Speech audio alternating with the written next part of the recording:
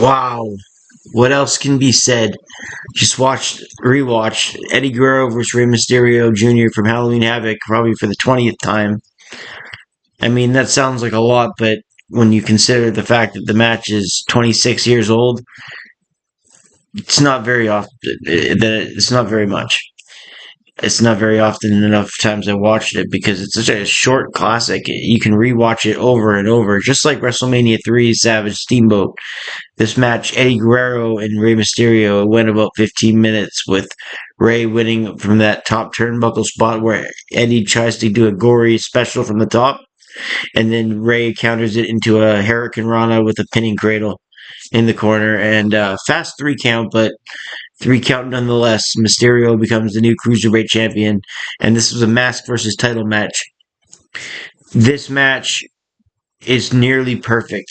The way Rey would come back in this match was a lot different than how Rey would come back in other matches. For instance, classic matches versus Dean Malenko at Great American Bash 96 and Halloween Havoc 96, both above 4 stars, but Mysterio would come back using his legs in those matches, whereas Malenko had worked on the legs previous to that. Whereas in this match, Guerrero works on the abdomen and the back of Rey, and Rey sells it beautifully. And each time Rey hits an offensive move, he's putting his sore abdomen and back on the line just so he can get on top of Guerrero's leverage game. Because Guerrero was turning every move, every flip, every dive by Mysterio into a backbreaker or his long abdominal stretch. And he pushed the envelope. He tried to rip off Rey's mask each time he did this.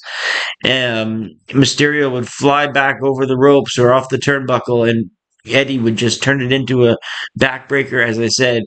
Then he'd throw his abdomen into the corner turnbuckle. He'd laugh sadistically about how Rey is hanging upside down, and then the spot where Rey sits back up, and Eddie's crotch goes right into the ring post.